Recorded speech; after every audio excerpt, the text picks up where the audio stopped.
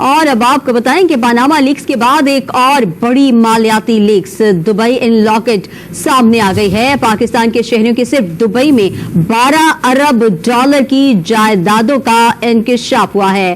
पाकिस्तानी शहरियत के हामिल 17,000 अफराद 23,000 जायदादों के मालिक निकले। तरह सबसे बड़ी खबर जो कि मैं अपने भारतीय दोस्तों को ना सिर्फ ये कि ट्विटर पे और यूट्यूब के जरिए बता रही हूँ, फोन कर करके बता रही हूँ कि आइंदा हमसे तमीज से बात करना, इसलिए कि उनकी 4 ट्रिलियन डॉलर की इकोनॉमी और उनके यहाँ से 17 बिलियन डॉलर जो है वो दुबई में प्रॉपर्टी ली गई, जबकि पाकिस्तान जिसके पास कुछ भी नहीं है 1 बिलियन डॉलर के लिए मारा मारा फिरता है, वहां से जो है वो 11 बिलियन डॉलर की प्रॉपर्टी निकली है, जो प्रॉपर्टी लीक्स के नाम से एक चल रहा है। हमारे टीवी चैनल्स पे हंगामा है, लोगों के नाम बताए जा रहे हैं, पिक्चर्स दिखाई जा रही हैं और हर कोई ये कह रहा है कि ये तो हमने डिक्लेयर किया हुआ था, हमने तो ऐसी कोई बात नहीं है। तो यही 11 बिलियन ये मुल्क में नहीं लगा सकते थे सर। हम सबको पता है कि दुबई लीक्स का मामला हर किसी की नजर में है, हर जगह जेरे बहस है। आलमी सतह के एक तफ्तीशी सहाफत के प्रोजेक्ट ने इंकशाफ किया है कि दुनिया भर की अशराफिया की दुबई में जायदादें मौजूद हैं।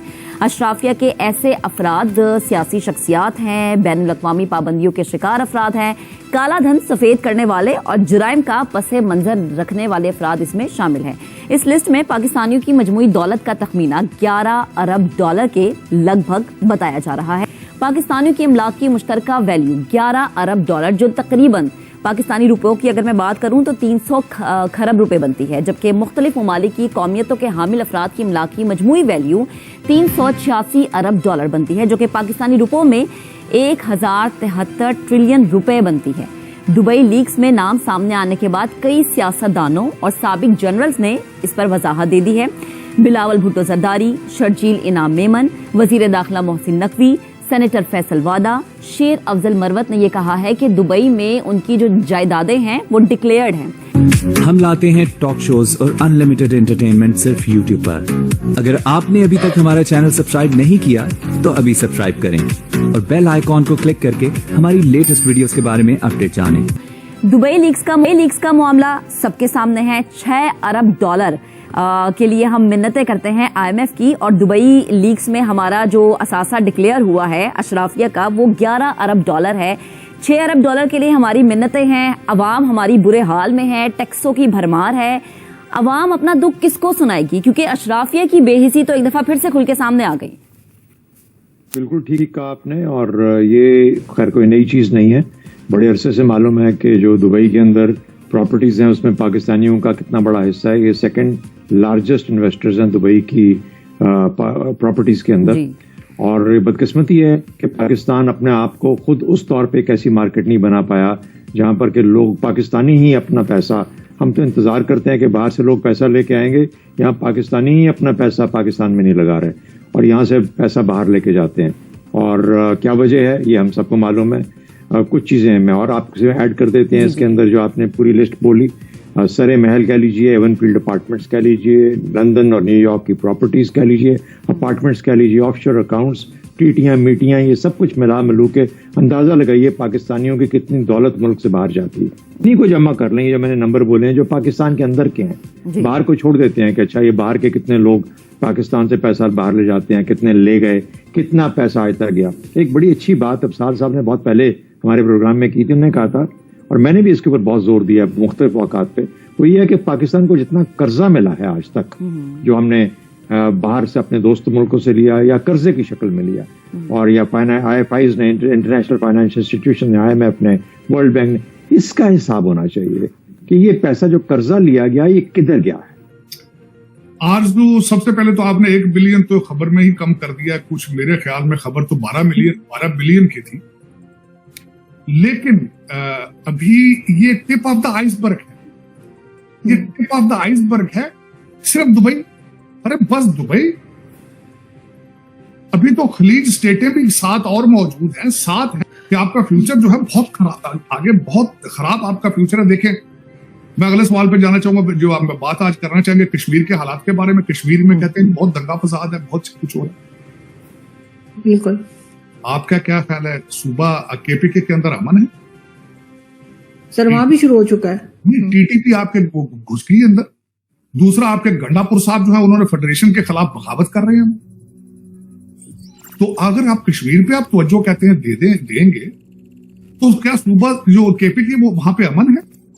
कोई अमन नहीं। दूसरा मेरा ये क्वेश्चन ये है, देखो इन्होंने फॉरन जो सेटअप जो इन्होंने प्रेसिडेंट सेट किया वो गलत है, और वो क्यों हुआ है? आज ये हंगामे इसलिए हुए हैं कि 9 मई के ऊपर जो अभी तक लोगों ने उनको सजाएं नहीं दी, ये प्रेसिडेंट सेट हो रहा है कि आप जुलूस निकालो और हुकूमत से जो मनवाना है, 2-4 बंदे मारो वहां पे, वो पुलिस वाले मारो, कुछ अपने मरवाओ और अपने ऑब्जेक्टिव हासिल कर लो। ये प्रेसिडेंट अब सेट हो चुका है। लेकिन सर उनके साथ ज्यादती तो हो रही थी, उनके राइट्स नहीं उनको दिए जा रहे हैं, उनको परेशान तो किया जा रहा है। प्रोटेस्ट तो बहुत टाइम से चल रहा है आजाद कश्मीर में। आपके हकूक आपको दिए जा रहे हैं एज इंसान पाकिस्तान के अंदर? मेरा ये क्वेश्चन है, क्या आप पाकिस्तान के अंदर महफूज अपने आप को फील समझती क्या? नहीं। आप जहां जाती हैं, आप गाड़ी आपका आधा ध्यान गाड़ी में रहता है, गाड़ी चोरी है कि मैंने वापस जाना है, पहुंचना है घर में या नहीं। आप तो सारा दिन जिहाद और सारा दिन गाजी बन के फिर रहे हैं अभी वहां पे। आजाद कश्मीर की आपको फिक्र है, मुझे तो आपकी फिक्र है। मैंने आपको 1000 दफा कहा, मुझे तो आपके गुर्दों की फिक्र है। और आप लाहौर के कोर कमांडर हैं, जिसका बॉर्डर इंडिया के साथ, जो आपको प्रोटेक्ट करना था। You have to be a soldier, matter of fact. आपने एक सोल्जर, वो दीवार कूद के भाग गए थे पड़ोसियों की, मैंने तो ये सुना था। हिस्ट्री के पीछे उनके अपने रिश्तेदार, बंदयाल साहब के रिश्तेदार से पड़ोसी थे। बिल्कुल, और यही सुना गया था कि साथ में पड़ोस की जो दीवार थी उस पर वो सीढ़ी लगा के कूद के भाग गए थे। ये भागने का रिवाज शायद शुरू से ही है हमारी फौज में। लेकिन यार सोचें क्या करें, जो यहाँ मेरे जख्मों पे नमक छिड़कते हैं सुबह शाम में, क्या करें, क्या किया जाए? लेकिन सर लास्ट में अगर हम इंडियन इलेक्शंस की बात करें, अभी फेज 4 शुरू हो चुका है। हाँ, उसमें हुआ, मैं आज सुबह भी बल्कि इसी पे उसके बारे में पढ़ रहा था, इलेक्शन के बारे में ही। 66% टर्नआउट है उसकी, और उसके पिछले सालों के पिछले जो दूसरे इलेक्शन थे उनके साथ भी कंपैरिजन कर रहे थे कि 67 के आसपास ही होती है वहां पे टर्नआउट, और 66 इस दफा क्यों चल रही है? लोग ओवर कॉन्फिडेंट है मेरा ख्याल में, वो समझते हैं कि मोदी साहब इज अ पॉपुलर, तो वो बीजेपी के कई सपोर्टर बाहर नहीं निकल रहे इस वक्त मेरे ख्याल में। एक तो ये वजह है। दूसरा सबसे बड़ी जो आज तशवीशनाक बात थी, जिसको डिस्कस किया है अमित शाह साहब ने भी, और उसको डॉक्टर जयशंकर ने भी एड्रेस किया है, वो भारत की स्टॉक मार्केट को एड्रेस किया है। उसके अंदर फ्लक्चुएशंस चल रही हैं, तो ये है, खदशात हैं जैसे। लेकिन मुझे जो मैं देख रहा हूँ, चौथा स्टेप जो है वो हो चुका है, 3 स्टेप अभी बाकी है। लेकिन जो नजर आ रहा है कि मोदी साहब विनिंग विद रैकेट नंबर्स। और दूसरा जो मेरी अपनी इंडिकेशन एज ए बहसीत स्टूडेंट ऑफ पॉलिटिकल साइंस, भारत की तरक्की का सीक्रेट भी मोदी साहब हैं, और भारत की तरक्की फ्यूचर में भी अगर होगी तो वो मोदी साहब के जरिए ही होगी। क्योंकि ये जो मुख्तलिफ पार्टियां कोलिशन गवर्नमेंट्स बनाती है, वो सर्व नहीं कर पाती, ना अपने ऑब्जेक्टिव हासिल कर पाती। तो मेरे ख्याल में अगर भारत आगे बढ़ेगा तो वो मोदी साहब के साथ ही बढ़ेगा, उसके बगैर पॉसिबल नहीं है। और जो मैं इम्प्रेस्ड हूँ मोदी साहब से वो ये है कि सख्त डिसीजन लेते हैं, और दूसरा ही टीम बिल्डर और मर्द शनास हैं कि वो उन्होंने अच्छी टीम हमेशा क्रिएट की। और करप्शन के साथ देखें, करप्शन एक इंसानी जिबिलत होती है। सबसे पहले तो मैं बताना चाहूंगा, जहां करप्शन होती कहाँ, जहां इंसान को अपॉर्चुनिटी मिलती है वो वहां अपना पार करता है। फिर ये पसंद अपनी अपनी नसीब अपना अपना। पाकिस्तान का मतलब क्या? ला इलाहा इल्लल्लाह, इसका मतलब भी नहीं पता है। ये भी बिल्कुल ऐसे। लेकिन सर फिलहाल तो सब लोग यही हैरान हो रहे हैं कि भारत पहले नंबर पर और हम दूसरे नंबर पर आ गए हैं दुबई की प्रॉपर्टीज में। अब देखते हैं कि इस न्यूज पे आगे कितने दिन बात होती है, इसको छुपा दिया जाएगा। आप जानने वालों को ये भी बताएं कि आप उनका भारत के स्टेट, आप उनके मुकाबले में साइज में बहुत कम है।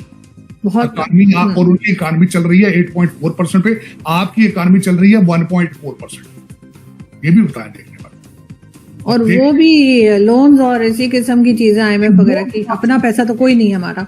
पाकिस्तान में तो लोन बाहर से पहुंचते ही नहीं ना, यही तो खूबसूरती है। अमेरिका की तो लॉटरी निकली हुई ना, यहीं से पैसे देते हैं, सिर्फ वो एक अकाउंट से निकल के दूसरे अकाउंट में यही न्यूयॉर्क सिटी बैंक में चली जाती है। IMF से निकलते हैं तो सिटी बैंक या तो लॉयड लंदन चले जाते हैं, या सिटी बैंक न्यूयॉर्क में चले जाते हैं। लॉटरी, गुर्दे आपके बिकते हैं। आपको तो 25 करोड़ लोगों को रखा गया है सिर्फ इनकी किस्तें देने के लिए। तो आपको ये वीडियो कैसा लगा कमेंट बॉक्स में जरूर लिखिए। इस वीडियो को लाइक कीजिए, शेयर कीजिए, सब्सक्राइब करना ना भूलिए आपके चैनल EFCZ को। तो मिलते हैं अगली वीडियो में। जय हिंद।